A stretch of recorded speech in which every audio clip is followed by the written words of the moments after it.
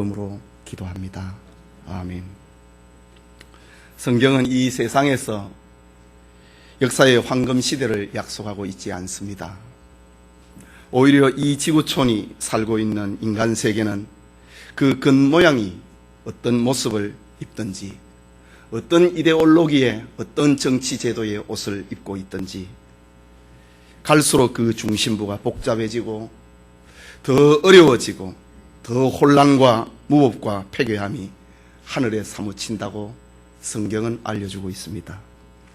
그래서 예수님께서는 종말의 때는 노아의 때와 같고 롯의 때와 같다고 말씀하셨습니다. 결국 이 세상은 하나님의 진노를 삭고 롯의 때와 같이 노아의 때와 같이 하나님의 진노를 삭고 멸망과 심판을 자초하는 길로 갈 것임을 성경은 말합니다. 요한계시록의 기록 목적은 바로 이런 세상에서 종말의 진리를 하나님의 백성들에게 보여주고 있음에 있습니다. 지금까지 계시록의 전개 과정을 살펴보면 종말 시대에 나타날 7교회의 실상을 먼저 들려주었습니다. 종말 시대에 하나님의 재앙을 담은 역사의 7인을 떼는 장면을 보여주셨습니다. 그리고 7 경고의 나팔이 울려 퍼졌습니다. 그 경고의 나팔을 듣고도 돌이키지 않는 세상을 향하여서 하나님의 진노의 7 대작을 솟는 장면을 우리에게 보여주고 있습니다. 오늘 우리가 읽은 본문은 6번째 천사가 하나님의 진노의 대접을 쏟아붓는 장면입니다. 첫째, 둘째, 셋째 대접, 한두 절밖에 되지 않는데 오늘 6대 대접을 쏟은 결과를 자세하게 그리고 길게 소개합니다. 이유는 성경을 읽는 이들로 하여금 종말의 절정을 확실하게 알려주고 그것을 준비토록 하기 위함입니다. 6번째 대접 재앙은 지구상에 일어날 마지막 재앙인 아마겟돈 전쟁의 서막을 알려줍니다. 하나님께서 우리에게 예수님의 재림과 직결되는 마지막 전쟁, 아마겟돈 전쟁에 대한 영적 지식을 알려주는 것입니다. 이 시간 7번째 대접 재앙 계속되는 가운데 아마겟돈 전쟁이라고 하는 제목으로 요한계시록 강해 계속하고자 합니다. 첫째는 아마겟돈 전쟁은 유브라데 강의 마른 것에서 시작이 됩니다. 종말론에 대한 설교나 강의를 들을 때에 가장 귀에 익은 이름이 아마겟돈이라는 말일 것입니다. 그래서 게임이라든가 오락에도 아마겟돈이라고 하는 말이 자주 나오지요. 학생들은 더 익숙할 것입니다. 헬라어 아마겟돈은 히브리 말로 하르 무깃도라는 말인데 무깃도의 산, 무깃도의 언덕이라는 말입니다. 무깃도는 지정학적인 명칭인데 지리적으로 이스라엘에 있는 갈멜산 북쪽에 위치하고 있는 지명입니다. 이곳은 옛날부터 수많은 전쟁이 벌어진 전쟁터였습니다. 예를 들면 가나안 왕 야빈과 그의 장군 시스라가 이스라엘을 침략해 왔을 때에 여선지 드보라와 사사 바락이 하나님의 도우심을 받아서 하나님의 기적으로 극적인 승리를 거두었던 장소가 무깃도입니다. 그런가 하면은 유다의 마지막 개혁의 등불이었던 요시야 왕이 애굽의 왕 바로느고의 길을 막다가 죽임을 당하기도 한 슬픔과 비극의 장소가 바로 무깃도입니다. 그렇다면 아마겟돈, 히브리 말로 무깃도는 하나님의 백성들에게 하나님의 도우심인 상징인 동시에 슬픔과 비극의 전쟁터의 상징으로 여겨지고 있는 것이 무깃도, 아마겟돈입니다. 뿐만 아니라 아마겟돈은 역사적으로 바벨론 왕 느부갓네살 때부터 근세의 나폴레옹에 이르기까지 온갖 이방의 정복자들이 전쟁을 치루었던 장소입니다. 아마겟돈은 유대인에게 있었으나 이방인에게 있었으나 저 이슬람의 사라센 제국에 있었으나 크리스찬에게 있었으나 그리고 십자군 전쟁 등이 진을 치고 수많은 피를 흘렸던 역사의 흥망성쇠가 새겨져 있는 곳이 무깃도 곧 아마겟돈입니다.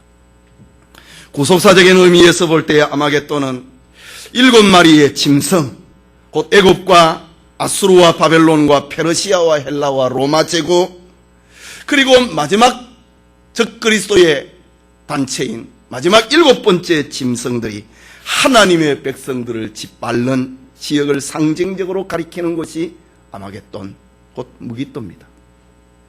요한계시록에서는 이곳을 가리켜서 인류의 마지막 전쟁의 장소가 될 것이다 라고 우리에게 알려줍니다. 그런데 성경은 이 전쟁의 시작은 무깃도에서 시작이 되는 것이 아니라 유브라데 강에서부터 시작이 된다고 합니다. 유브라데 강이 말라서 육지처럼 되어버리는 곳에서 마지막 종말 전쟁은 시작된다고 합니다. 읽은 12절 말씀을 봅시다. 같이 봅시다. 또 6째가 그 대접을 큰 강 유브라데의 소돔에 강물이 말라서 동방에서 오는 왕들의 길이 예비되더라 라고 합니다. 성경은 마지막 전쟁을 알려주면서 또 하나의 유명한 지명 하나를 소개하고 있습니다. 그것이 바로 유브라데입니다. 유브라데 강에서 시작된 전쟁이 무깃도에서 아마겟돈에서 끝난다 라고 합니다. 그렇다면 유브라데 강은 어떤 곳인가? 유브라데 강 역시 인류 역사상 잊을 수 없는 유서 깊은 지명입니다. 유브라데 강은 성경에 나타난 고대의 대표적인 강들 가운데 하나입니다. 이 강을 중심으로 하여서 고대의 제국의 왕들이 패권을 다투었던 국경선이 바로 유브라데입니다. 이 강을 중심으로 고대의 아수르, 바벨론, 페르시아 등 거대한 제국이 정복자들이 군대를 집결을 시키고 영토를 넓힐 것인가 그만할 것인가, 그 경계선이 바로 유브라데였습니다. 역사를 거슬러 올라가면 유브라데 강은 하나님께서 아브라함에게 약속하신 선민 이스라엘의 이상적인 국경선이었습니다. 유브라데 강 너머는 이방인들의 세계다. 유브라데 강 남쪽은 하나님 백성들에게 약속하신 이상적인 땅이다 라는 겁니다. 창세기 15장 18절에 보면은 그날에 여호와께서 아브라함으로 더불어 언약을 세워 가라사대 내가 이 땅을 애굽 강에서부터 큰 강 유브라데까지 내 자손에게 주노니 라고 합니다. 즉 유브라데 강은 이스라엘 민족이 하나님께로부터 약속받은 이상적인 국경선이었습니다. 더 거슬러 올라가면 유브라데는 에덴 동산의 동쪽에 있는 강입니다. 인류 문명의 최초의 발생지라고 하는 말입니다. 창세기 2장 4절에 에덴 동산을 중심으로 하고 4개의 강을 소개하고 있는데 동쪽에 있는 강이 유브라데더라 라고 합니다. 지금 유브라데 강은 터키, 상류는 터키, 그리고 시리아, 그리고 남쪽은 이라크의 중심부를 흐르고 있는 강입니다. 지금 이 지역은 오늘날 세계 석유의 생산지로 열강들이 경제적인 이익을 추구하고 있는 격전의 지역이 되고 있습니다. 이거 지난주에 뉴스에 또 이라크에서 전쟁이 발발했다. 내전이 발생을 했다. 미국이 참여할 것인가 말 것인가 지금 고민하고 있는 곳입니다. 그런데 오늘 성경에서 6번째 천사가 하나님으로부터 진노의 대접을 큰 강 유브라데에 쏟았다라고 합니다. 하나님의 진노가 쏟아지는 장소를 수없이 땅이다, 강이다, 바다다, 하늘이다, 공중이다 이렇게 표현을 했는데 6번째 대접재앙에 와서는 지명을 말하고 있습니다. 유브라데 강에다가 6번째 진노의 대접을 쏟았다라고 합니다. 대접을 소돔에 강물이 말라서 동방에서 오는 왕들의 길이 예비되었더라. 저 동쪽에서부터 유브라데 강을 지나서 이스라엘 백성들, 하나님의 백성들이 살고 있는 땅으로 진격을 하더라 라는 말입니다. 그렇다면 오늘날 문자적으로 저 유브라 대강이 아마겟돈 전쟁의 발생지가 될 것인가? 우리는 미래적인 사건 앞에서 이것을 상징적으로 해석해야 될 것인지 아니면은 문자적으로 해석해야 할 것인지 확실하게 어느 것이라고 주장할 수는 없습니다. 상징적으로 유브라 대강을 상징적으로 보면은 세계의 문명, 특별히 종교가 충돌을 하는 경계선이라고도 볼 수 있습니다. 그러나 문자적으로 보면은 유브라데는 세계의 패권주의 국가들이 자국의 이익을 위하여서 군사와 무기를 집결을 시키는 지정학적인 장소로도 볼 수 있습니다. 요즘 현대전에서는 얼마나 세계의 제국들이 집중을 하는 것을 우리는 익숙해져 버렸습니다. 전쟁에 참여를 하자, 다 들어간다 이거지. 여기에 덧붙여서 오늘의 역사적인 시각에서 보면은 유브라데의 강물은 몇 년 전부터 계속된 가뭄과 그리고 강 상류에 위치하고 있는 터키와 시리아에서 거기에서 댐을 만들어 버렸습니다. 그리고 물을 적게 흘려보내니 이미 유브라데 강 하루는 사막화 되어가고 있습니다. 성경대로 강이 말라버렸다 이거지. 그 결과 이라크의 곡창지대는 유브라데 강의 절반을 차지하고 3분의 1을 차지하고 있는 이라크의 곡창지대는 지금 사막화되어 가고 있습니다. 이라크는 터키 정부에 사절단을 보내어서 물을 흘려보내달라고 사정을 합니다. 터키는 물을 흘려보내고 있지만은 이전보다 60%밖에 물을 내보내지 않습니다. 물은 자원이기 때문에 그 상류 지역에 이라크와 시리아가 터키와 시리아가 댐을 만들어서 물을 지금 가두어 놓고 있습니다. 그러니 그 밑에는 강이 말라가고 있다 이거지. 유브라데 강을 의지하여서 살과 보리, 대추와 야자 생산의 곡창지대가 마르고 사막화 지금 되어가고 있습니다. 계시록의 말씀처럼 유브라데 강이 말라가고 있습니다. 더욱이 이라크는 옛 바벨론의 중심입니다. 이슬람인들은 옛 바벨론의 부흥이라고 하는 환상을 가지고 있습니다. 지난번에 후세인이 바벨론의 부흥을 꿈꾸다가 망했지요. 또한 이 지역의 사람들의 마음 속에는, 혈관 속에는 이스마엘인들의 피가 흐르고 있습니다. 그래서 아브라함의 적자인 이삭 자손을 향해서 혈통적으로 그리고 종교적으로 늘 대립관계에 놓여 있습니다. 이런 복잡한 상관관계가 악화가 될 때에 그것이 곧 세계전쟁으로 확산될 것이 아닌가, 그렇게 생각을 해봅니다. 단정을 할 수는 없지만은 그렇게 생각할 수 있다 이거지. 저 이라크와 저 중동에서 일어나는 전쟁은 세계의 다른 지역의 전쟁보다는 우리는 더 신자들은 주의 깊게 살펴야 됩니다. 왜? 성경에서 그 지명을 마지막 전쟁이라고 지명을 말하고 있기 때문에 더욱 그렇습니다. 다시 성경은 우리에게 말을 합니다. 16절에 새 영이 히브리 음으로 아바겟돈이라 하는 곳으로 왕들을 모으더라.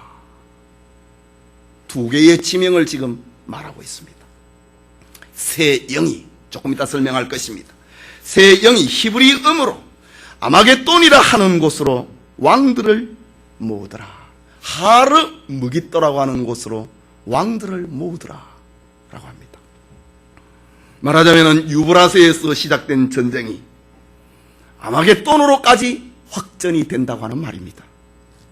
유브라데에서 시작된 전쟁은 경제 문제일 수도 있고 정치 문제일 수도 있고 혈통 문제일 수도 있습니다. 그러나 무깃도, 아마겟돈, 그 끝은 종교전쟁으로 끝난다는 말입니다. 인류의 시작이 에덴 동산에서 인류의 처음 전쟁이 에덴 동산에서부터 시작되었습니다. 그 전쟁은 종교 전쟁이었습니다. 선악을 알게 하는 나무의 실과를 먹지 말라. 하나님이 말씀했습니다. 그러나 마귀가, 사단이, 뱀이 먹어라. 먹으면 네 눈이 밝아서 하나님처럼 된다. 이게 경제 문제입니까? 정치 문제입니까? 종교 문제입니다. 에덴 동산에서 추방이 되었던 아담의 가족들이 처음 전쟁이 무엇입니까? 아벨은 더 나은 제사를 하나님 앞에 드리다가 가인의 돌에 맞아 죽었습니다. 경제 문제입니까? 장자권 문제입니까? 그것은 종교 문제였습니다. 예배 문제였습니다. 인류 역사의 중심이 무엇이었습니까? AD와 BC를 나누는 중심이 예수 그리스도를 십자가에 못 박는 종교전쟁이었습니다. 예수님이 하나님의 아들이라고 그랬다. 참남한 말을 했다. 예수님을 십자가에 못 박아 죽여야 된다. 로마인들의 시각에서 볼 때는 정치 문제일 것 같지만은, 그러나 궁극적으로 예수님의 십자가에 못 박힌 사건은 우리의 죄를 떼속하기 위한 종교 문제였습니다. 인류의 마지막 전쟁도 경제 문제, 이데올로기 문제, 정치 문제, 문화의 충돌이 아니라 종교 문제다. 이제 저 유브라데에서 시작된 전쟁이 무기또에서 끝나더라. 이 인류 역사의 마지막 전쟁이 종교전쟁이라는 말입니다. 깨닫는 은혜가 있기를 소원합니다.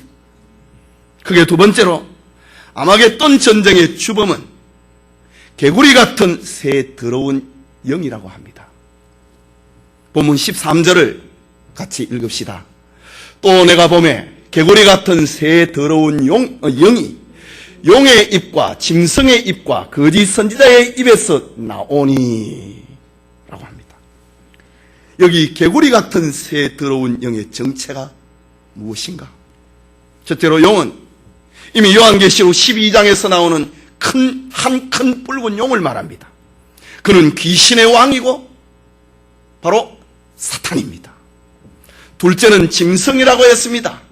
이것은 계시록 13장 1절에서 13절까지에 나왔는데 바다에서 올라오는 짐승이었습니다.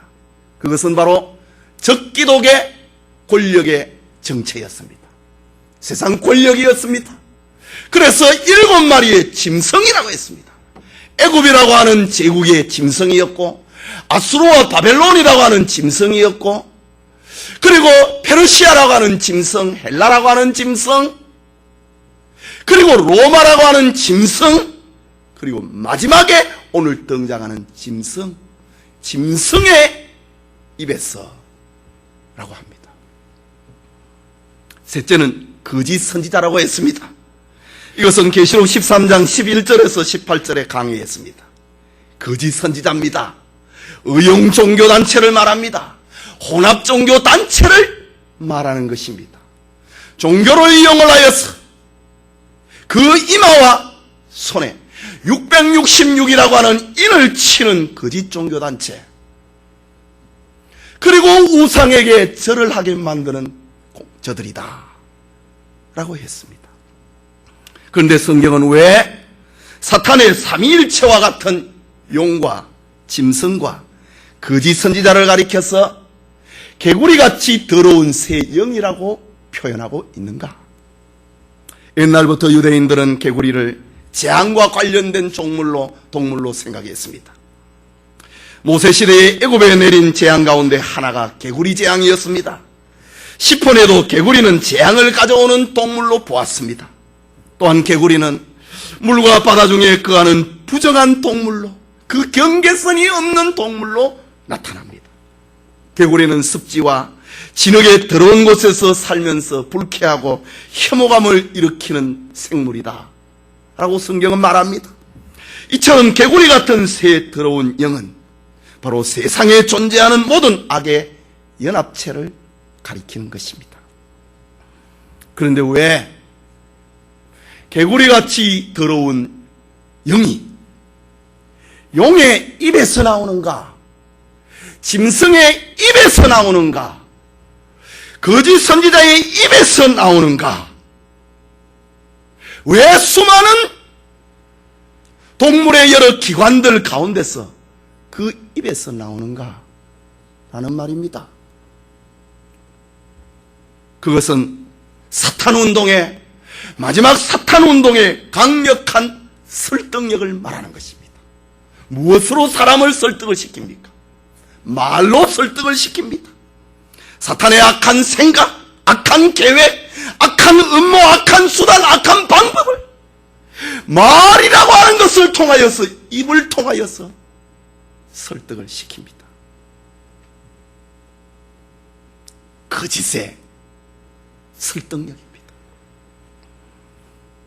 성도님, 인류의 마지막 전쟁인 아마겟돈 전쟁의 주범은 사람이 아니고 개구리같이 더러운 새 영입니다. 사탄이 바로 마지막 아마겟돈 전쟁의 주범이라고 합니다. 물론 이 전쟁은 여섯 번째 천사가 하나님의 허락을 받아서 그 대접을 유브라데 강에 쏟았습니다. 그 전쟁은 하나님의 손에 있지만은 전쟁의 주범은 개구리같이 더러운 새 영 사탄입니다. 이것이 인류의 마지막 전쟁 아마겟돈 전쟁의 본질이고 핵심입니다. 그렇다면 인류의 역사의 마지막 전쟁은 영과 영의 전쟁이라는 말입니다. 마지막 전쟁은 종교 전쟁이라고 하는 것을 우리에게 알려주고 있습니다. 계속해서 개구리같이 더러운 새 영이 무슨 일을 하고 있는가? 14절을 봅시다. 같이 봅시다. 저희는 귀신의 영이라 이적을 행하여 온 천하 임금들에게 가서 하나님 곧 전능하신 이의 큰 날에 전쟁을 위하여 그들을 모으더라. 개구리같이 더러운 새 영이 무슨 일을 하는가? 첫째는 이적을 행한다고 합니다. 이적을 행하는 목적은 세상의 왕들을 미혹하기 위함입니다. 귀신의 영들의 유혹을 받아서 세상의 왕들이 마지막 전쟁을 일으키는 용기를 얻는다는 말입니다. 사탄의 미혹을 받아서 이 전쟁으로 우리 끝내자 용기를 얻는다는 말입니다. 평소에는 인권을 생각을 하고 문화를 생각을 하고 평소에는 생명을 귀히 여기다가 마지막에 가서는 한 번에 끝내자. 사탄의 영을 받아서 그렇게 된다는 말입니다. 그렇다면 저들이 일으키는 이적이 무엇입니까? 계시록 13장에서 이미 우리에게 소개했습니다. 하늘에서 불이 떨어졌다.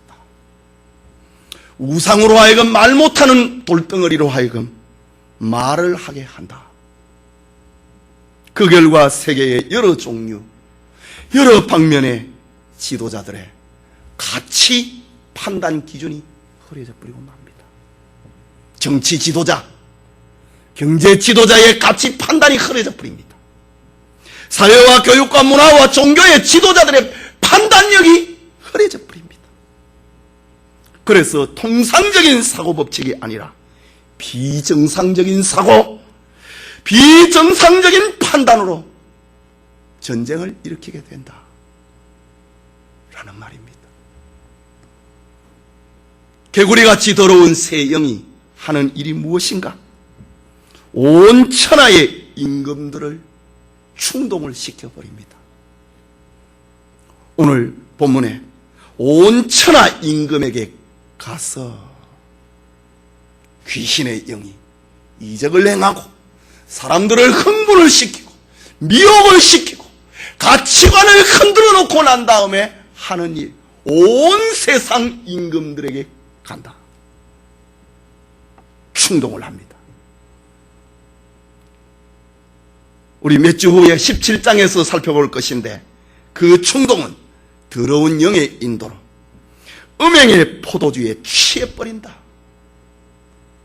사탄의 미혹에 이 세상의 왕들이 취해버린다. 마치 사람이 술에 취하면은 분별력과 가치관이 흐려지듯이 귀신의 영에 세상의 왕들이 취해버린다 라고 합니다. 이것은 마지막 날에 세상 통치자들의 인본주의의 사고입니다. 하나님을 반대하는 사고입니다. 교회를 반대하는 사고입니다. 복음을 반대하는 사고입니다. 그래서 세계의 정세를 그릇되게 판단합니다. 그릇되게 행동해버리고 마는 것입니다. 우리는 이런 것을 이미 경험을 했습니다. 여러분, 1차 세계대전이 단 2발의 소총소리 때문에 시작된 거 아시지요? 잘못된 판단입니다. 오스트리아의 황태자 부부들을 향하여서 5발탄 2발을 날려버렸습니다. 그래서 1차 세계대전이 발발했습니다. 의사소통의 불통입니다. 대화의 단절입니다. 유수의 오보입니다. 그릇된 정보 제공입니다. 정보 교환의 착각입니다. 상황의 오판입니다. 이 일로 인하여서 세상은 혼미 상태에 빠져버리고 마는 것입니다. 이것이 마지막 전쟁입니다. 셋째는 귀신의 영이 큰 날의 전쟁을 위하여서 모은다. 자, 이적을 행한다. 그리고 세상의 왕들에게 찾아간다. 정보를 혼란시키고 가치관을 흐려버리고 판단력을 흐려버립니다. 찾아간다. 그리고 마지막에 큰 날의 전쟁을 위하여서 모은다 라고 합니다. 온 천하의 임금들이 사탄의 유혹을 받아서 전쟁 마당에 모아집니다. 유브라데라고 하는 곳에 세상의 군왕들을 불러 모읍니다. 내놓으라 하는 열국의 지도자들이 종말의 날에 결국 개구리같이 더러운 새 영의 미혹을 받아서 움직이는 종이 되어버리고 맙니다. 그렇게 강하던 위대한 지도자들, 그렇게 담대했던 지도자들, 마지막 날에는 실상은 앞을 보지 못하는 소경이 되어버리고 맙니다. 판단력의 혼미, 가치관의 상실, 정보의 부재, 유수의 오보, 이 일로 인하여서 세상의 군왕들이 미혹이 되어버린다. 그리고 유브라데 강으로 모은다 라고 합니다. 그렇다면 우리 눈에 보이는 세계의 역사는 알고 보면은 역사의 이면에 개구리같이 더러운 새 영이 주도하고 있다고 하는 것을 깨달아야 됩니다. 인류의 마지막 전쟁, 아마겟돈 전쟁의 주범은 개구리같이 더러운 새 영, 사탄이 그 주범이라고 성경은 알려주고 있습니다. 깨닫는 은혜가 있기를 소원합니다. 마지막으로 아마겟돈 전쟁은 인류 최후의 전쟁이 된다고 알려줍니다. 본문 14절을 같이 읽읍시다. 저희는 귀신의 영이라 이적을 행하여 온 천하 임금들에게 가서 하나님 곧 전능하신 이의 큰 날의 전쟁을 위하여 그들을 모으더라. 또 16절을 읽읍시다. 새 영이 히브리 음으로 아마겟돈이라 하는 곳으로 왕들을 모으더라 라고 합니다. 아마겟돈 전쟁은 세계적인 대전이라고 했습니다. 세상의 군왕들이 한자리에 모여서 싸우는 전쟁이라고 했습니다. 이 전쟁을 가리켜서 큰 전쟁이라고 반복적으로 말하고 있습니다. 하나님 곧 전능하신 이의 큰 날의 전쟁이라고 합니다. 그것은 고린도전서 1장에서는 주 예수 그리스도의 날이고, 빌립보서에서는 그날은 그리스도의 날이고, 데살로니가 전서에서 그날은 주의 날이라고 말을 했습니다. 바로 종말의 날을 말합니다. 이때에 하나님의 교회는 큰 환난에 빠지게 됩니다. 이미 살펴본 것이지만은 저들은 다양한 이유로 전쟁을 일으켰습니다. 경제 문제로, 정치 문제로, 이데올로기 문제로, 혈통 문제로 전쟁을 일으켰습니다. 하지만 저들은 생각을 합니다. 귀신의 영의 미혹을 받은 저들이 생각을 합니다. 우리가 왜 싸우는가? 그 목적마저도 잃어버리고 싸우는 것이 마지막 전쟁이다. 왜 싸우는가? 사탄의 미혹을 받은 세상의 군왕들은 전쟁의 원인은 기독 신자들 때문이다, 이렇게 몰아갈 것이라고 합니다. 그래서 세상의 군왕들은 기독 신자들을 박멸하기 위하여서 하나님의 백성들이 거주하고 있는 상징인 하르 무깃도, 아마겟돈이라고 하는 곳으로 모이게 된다. 전쟁은 유브라데에서 시작을 했는데 그 마지막은 하르 무깃도, 아마겟돈에서 끝난다. 기독 신자 박멸운동으로, 박멸전쟁으로 끝이 난다. 성경은 이것을 우리에게 알려줍니다. 우리 나중에 살펴볼 것이지만은 요한계시록 20장 9절에 보면은 저희가 지면에 널리 퍼져 성도들의 진과 사랑하시는 성을 두루매 사탄과 그의 추종자들이 하나님의 도성을 포위를 한다. 바로 무깃돌을 두고 하는 말입니다. 아마겟돈을 두고 하는 말입니다. 사탄이 교회를 포위한다는 말입니다. 교회는 사탄의 최후 공격의 대상이 되어버리고 목표가 될 것이라고 하는 말입니다. 다시 한번 말하지만은 아마겟돈 전쟁의 시작은 어떤 이유로 일어났든지 간에 그 마지막 코스는 교회를 진멸을 하는 목표로 움직이게 된다고 하는 사실에 유의를 해야 합니다. 그러나 성도님, 성경은 우리에게 전쟁의 결과를 알려주고 있습니다. 계시록 17장 14절은 오늘 본문은 아마겟돈 전쟁의 서막이고 17장과 20장 초반부까지는 아마겟돈 전쟁의 본론입니다.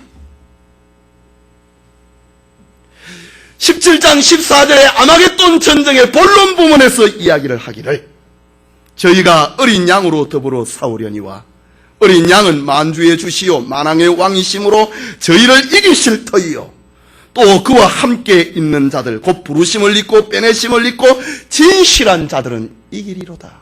성도가 예수님과 더불어 이 아마겟돈 전쟁에서 망하지 아니하고 이긴다. 그것을 우리에게 알려주고 있습니다. 아마겟돈 전쟁의 결과는 사탄과 그 추종자들이 완전히 멸망을 당하고 전쟁의 주범이었던 사탄이 완전히 멸망을 당하고 그를 추종을 하였던 세상의 군왕들이 전무적경에 던져짐을 당하고 예수 그리스도와 그의 교회는 마지막에 승리한다는 것입니다. 이것이 요한계시록의 주제입니다. 예수 그리스도의 재림과 성도의 궁극적인 승리, 이것이 후속사의 목적입니다. 그러나 성경은 우리에게 교훈을 합니다. 15절 말씀을 봅시다. 같이 읽읍시다. 보라, 내가 도적같이 오리니 누구든지 깨어 자기 옷을 지켜 벌거벗고 다니지 아니하는, 자기의 부끄러움을 보이지 아니하는 자가 복이 있도다. 지금 이 문맥을 잘 보십시오. 지금 개구리같이 더러운 새 영이 온 세상의 군왕들을 몰아서 저 마른 유브라데 강을 지나서 무깃도로까지 진격을 해오고 하나님의 성, 하나님의 사랑하시는 자들이 성인 무깃도로를 공격을 해옵니다. 지금 전쟁 이야기를 하고 있습니다. 그런데 갑자기 보라 라고 합니다. 깜짝 놀라게 하는 이유가 무엇인가? 이 전쟁이 어떤 전쟁인가를 깨우쳐주고 있는 말입니다. 신자들에게 마지막 전쟁은 경제전쟁이 아니다. 정치나 혈통의 전쟁이, 문화의 전쟁이 아니다. 이 마지막 전쟁은 종교전쟁이다. 그것을 알려주기 위해서 보라! 주님은 신자들을 깨우고 있습니다. 온 세상과 교회의 마지막 결전의 현장이기 때문에, 그 현장은 종교전쟁이기 때문에 주님은 신자들을 깨웁니다. 주님께서 성도들을 깨우면서 보라, 내가 도적같이 오리라. 그 전쟁, 아마겟돈 전쟁은 예수님의 재림과 직결이 되어 있다는 말입니다. 주님은 성도들을, 자기 백성들을 이렇게 격려하고 있습니다. 내가 도적같이 오겠다. 내가 오겠다. 이것이 계시록의 주제입니다. 내가 오리니 깨어있어라. 이것이 계시록의 주제입니다. 이것을 우리에게 알려주기 위해서 마지막 전쟁의 상황을 들려주고 있습니다. 역사는 바야흐로 사탄의 손에 들어가 있는 것처럼 보입니다. 하나님의 사랑하시는 자들이 사는 성이 사탄과 세상의 군왕들에 의해서 포위를 당했으니 역사는 사탄의 손에 들어가 버린 것처럼 보여집니다. 짐승의 표를 받고 우상을 섬기는 자들이 역사를 지배하는 것처럼 보이고, 하나님의 입맞은 성도들은 역사에 버림을 당하는 것처럼 보이는 그때입니다. 그 순간에 역사에 숨은 것처럼 보였던, 역사에 존재하지 않는 것처럼 보였던 주님이 나타나신다.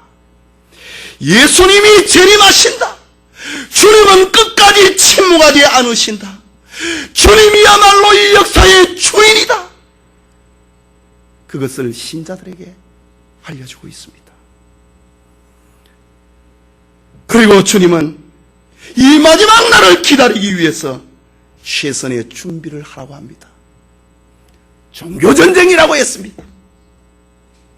그러니 어떤 준비를 해야 될 것인가? 주님은 우리에게 세 가지를 들려줍니다. 하나는 깨어 있어라. 15절 다시 읽을까요? 보라, 내가 도적같이 오리니 누구든지 깨어 자기 옷을 지켜 벌거벗고 다니지 아니하며 자기의 부끄러움을 보이지 아니하는 자가 복이 있도다. 마지막 전쟁은 확실히 종교전쟁임을 알려주고 있습니다. 이 전쟁을 어떻게 준비할 것인가? 경제 문제라면 경제를 준비해야 될 것입니다. 이데올로기라면 확실한 철학을 가져야 될 것입니다. 그러나 마지막 전쟁, 아마겟돈 전쟁은 종교전쟁이 될 것이기 때문에 깨어있으라 라고 합니다. 깨어있으라. 이것은 성경에서 성도들에게 영적인 각성을 촉구할 때마다 쓰는 표현입니다. 성경에 깨어있다고 하는 말을 쓰인 구절을 찾아보면 그 전후 문맥에는 언제나 기도라고 하는 말이 나옵니다. 다시 말해서 깨어있는 사람은 기도하는 사람입니다. 하루에 일정한 시간을 내어서 기도하는 것도 중요하고, 항상 기도하는 자세로 살아가는 것이 마지막 전쟁, 아마겟돈 전쟁을 예비하는 것이다. 주님은 우리에게 들려줍니다. 그리고 자기 옷을 지키라고 합니다. 요한계시록의 옷이라고 하는 표현은 성도들의 입는 구원의 옷을 강조할 때 쓰이고 있습니다. 이것은 그리스도인의 삶의 방식이 무엇인가? 구원의식을 가리키고 있는 말입니다. 내가 구원받았다. 마지막 정말 전쟁이 일어날 때에 내가 구원받았다고 하는 것을 잊어버리지 말아라. 내가 주님으로 말미암아 구원받았다고 하는 것을 잊어버리지 마라. 그 옷을 지켜라 라고 합니다. 바른 가치관이 무너져가는 말세에 주님이 강조하고 있는 구원의 옷을 지킬 수 있어야 된다는 말입니다. 세상의 옷을 옷 입어서 자기의 가치를 높이려고 하지 말고, 세상의 것이 없다고 부끄러워하지 말고, 전심으로 여러분의 삶에 그리스도로 옷 입는 구원인이 되어야 된다. 그것이 아마겟돈 전쟁에서 승리하는 성도의 참모습이다 라는 말입니다. 마지막으로 들려주는 것은 벌거벗지 말라고 합니다. 벌거벗는다 이 말은 부끄러움을 보이지 말라고 하는 말입니다. 이 말은 허름한 집에 사는 것을 부끄러워하라는 말이 아닙니다. 자식이 공부를 못하고 말썽만 피운다고 부끄러워하라는 말이 아닙니다. 어려운 환경을 부끄러워하라는 말이 아닙니다. 거룩을 잊어버리고 경건을 잃어버리고 죄 아래 살아가는 것을 부끄러워하는 것입니다. 벌거벗고 다니지 아니하며 자기의 부끄러움을 보이지 말라. 종교 문제입니다.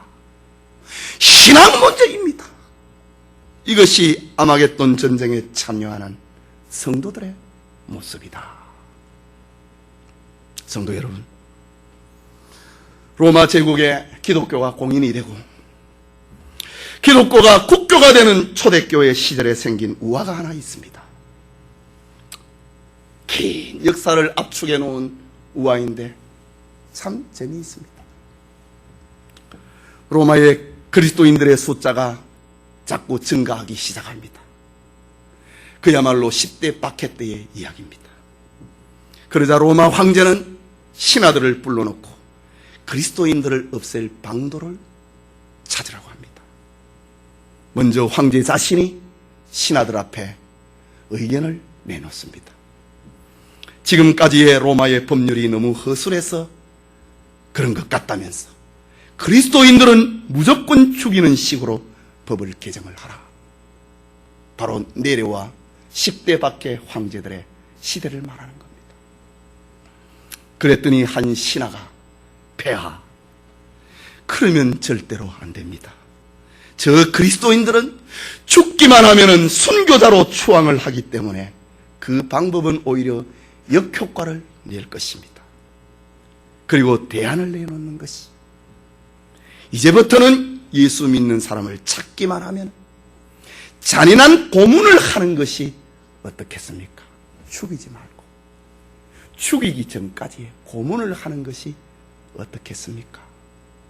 10대 박해 때의 일입니다. 그러자 다른 신하가, 저 예수쟁이들은 고문을 받기만 하면 예수의 고난에 동참한다고 좋아합니다. 고난을 받을수록 받을 상급이 많다고 좋아합니다. 고문을 받으면 저들은 몸에 그리스도의 흔적을 가지게 되었다고 자랑을 하고 다니는데 어떻게 고문을 하면 되겠습니까? 그 방법으로는 그리스도인들을 없앨 수가 없다고 제안을 합니다. 이때에 구석에 앉아있던 한 신하가 조용한 의견 하나를 냅니다. 그리스도인들에게 평안하게 놀 수 있도록 환경을 만들어 놓으면 됩니다.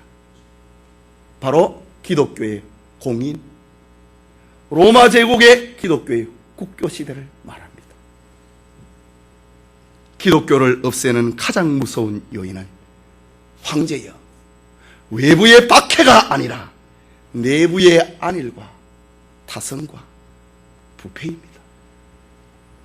역사상 환란이 없는 평화의 때는 확실히 신앙은 나태해지고 그 생명력을 잃어버리고 말았습니다.